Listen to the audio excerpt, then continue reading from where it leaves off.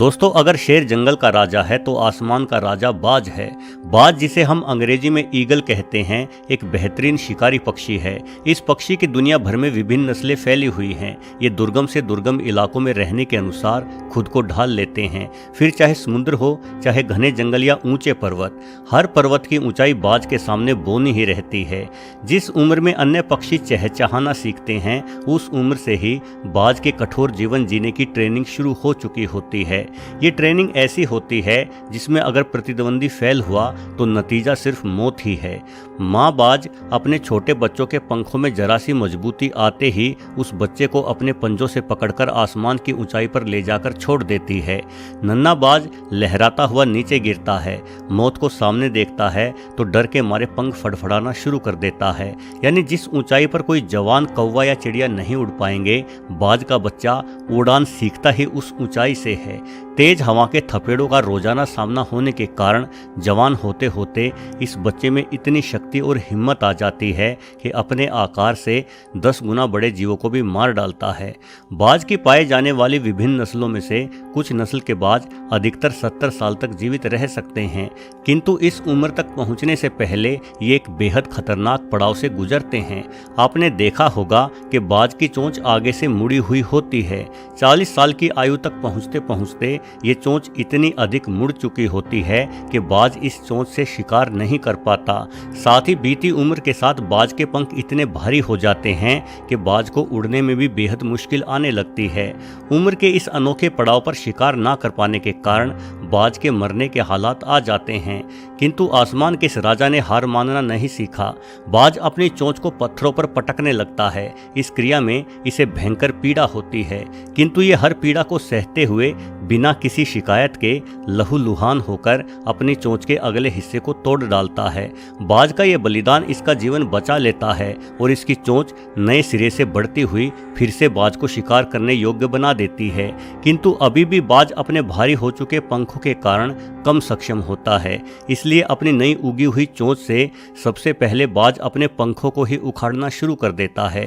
दर्द तो इतना होता है कि अगर कोई दूसरा पक्षी हो तो मारे दर्द के ही मर जाए, किंतु आसमान पर राज करने वाला बाज अपने उसी आसमान को फिर से हासिल करने के लिए सारा दर्द सहता है। बाज को अपने इस बलिदान और तपस्या का फल मिलता है और अगले कुछ महीनों में इसके नए और बेहतर पंख उगाते हैं, जिनके दम पर यह बाज एक बार फिर से आसमान की ऊंचाई हासिल करता है। दोस्तों, अधिकतर पक्षी मौसम के आधार पर एक स्थान से दूसरे स्थान पर पलायन करते हैं। अधिक ठंड होने की स्थिति में पक्षी कम ठंडे इलाकों में पहुंच जाते हैं। ऐसा करते समय ये हजारों किलोमीटर की यात्रा करते हुए एक देश से दूसरे देश तक जा पहुंचते हैं, किंतु बाज ऐसा नहीं करता। ये किसी भी मौसम और किसी भी परिस्थिति को झेलने की काबिलियत रखता है। इसलिए यदि भोजन की उपलब्धता बनी रहे तो बाज जीवन भर एक ही स्थान पर रह सकते हैं। नर और मादा बाज मिलकर एक बड़ा घोंसला बनाते हैं। कई बार बाजों के 6 फीट लंबे घोंसलों को भी देखा गया है, यानी इन घोंसलों में एक इंसान भी समा सकता है। मादा 2 से 3 अंडे देती है। लगभग 30 से 35 दिनों तक अंडों को सेने के बाद इन अंडों में से चूजे निकल आते हैं। इस दौरान नर बाज भी लगातार मादा के साथ रहता है और मादा और बच्चों की सुरक्षा एवं खाने का पूरा इंतजाम करता है। लगातार खाना जुटाने की मेहनत करने के इस मुश्किल सफर में नर बाज का वजन मादा की तुलना में कोई 30% कम हो जाता है। वैसे बाज की अधिकतर प्रजातियों में मादा बाज नर की तुलना में 20% अधिक बड़ी तो होती ही है। मांस के रूप में एक बेहतर प्रोटीन युक्त भोजन मिलने के कारण बाज के नन्हे बच्चे बेहद तेजी से वृद्धि करते हैं। जन्म के कोई 1.5 महीने बाद ये बच्चे ताकतवर और उड़ान भरने के काबिल होने लगते हैं। बाज की अनूठी खूबियों में से एक खूबी है इसकी तेज नज़र। वैसे तो अधिकतर पक्षियों की नज़रें बेहद तेज होती हैं, किंतु बाज का इस मामले में कोई सानी नहीं है। ये आसमान की ऊंचाइयों से भी घास में रेंगते एक चूहे तक को देख सकता है। साथ ही बाज एक ही बार में 2 अलग अलग वस्तुओं पर अपनी आंखों को फोकस कर सकता है। आपने महसूस किया होगा कि किसी कैमरे की ही भांति जब आप नज़दीक की वस्तु पर फोकस करते हैं तो दूर की वस्तुएं आपको धुंधली दिखाई पड़ती हैं। वहीं जब आप दूर की वस्तु पर फोकस करोगे तो नज़दीक की वस्तु धुंधली हो जाएगी।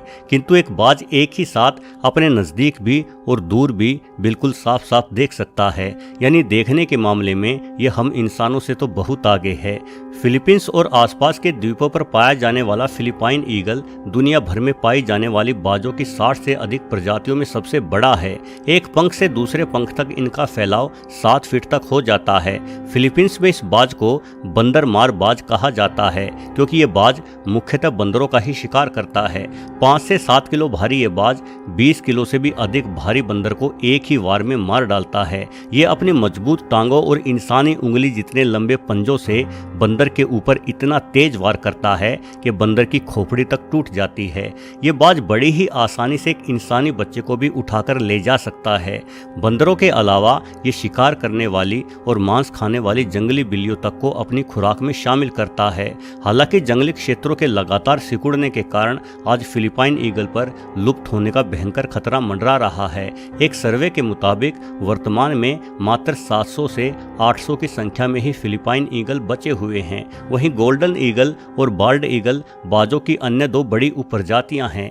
हिंदी में बाल्ड शब्द का अर्थ होता है गंजा, किंतु बाल्ड ईगल का सर बालों रहित नहीं होता, बल्कि इसे ये नाम अपने सर के सफेद बालों के कारण मिला है।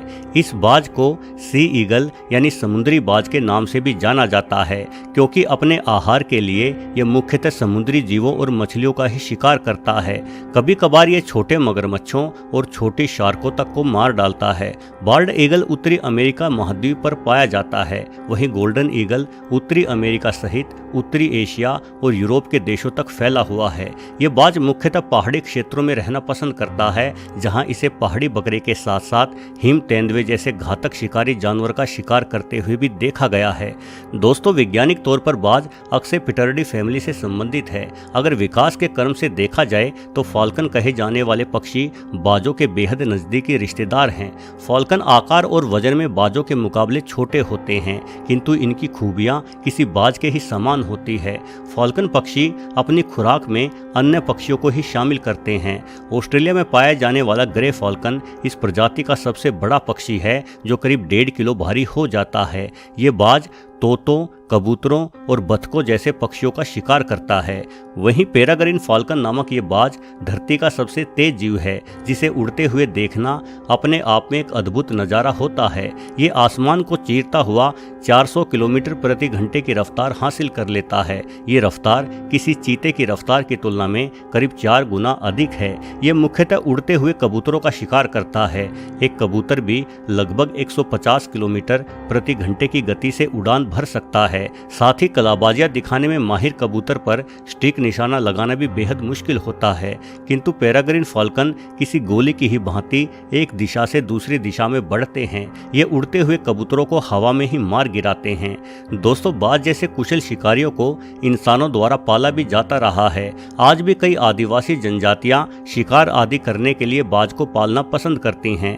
हालांकि वर्तमान में अधिकतर देशों की सरकारों ने बाजों का पाला जाना प्रतिबंधित कर रखा है, किंतु अरब देशों के अमीर लोग शौकिया शिकार के लिए अभी भी बड़ी संख्या में बाजों को पालते हैं, क्योंकि एक बाज तेज निगाहें और कुशल प्रवृत्ति की बदौलत अपना निशाना कभी नहीं चूकता।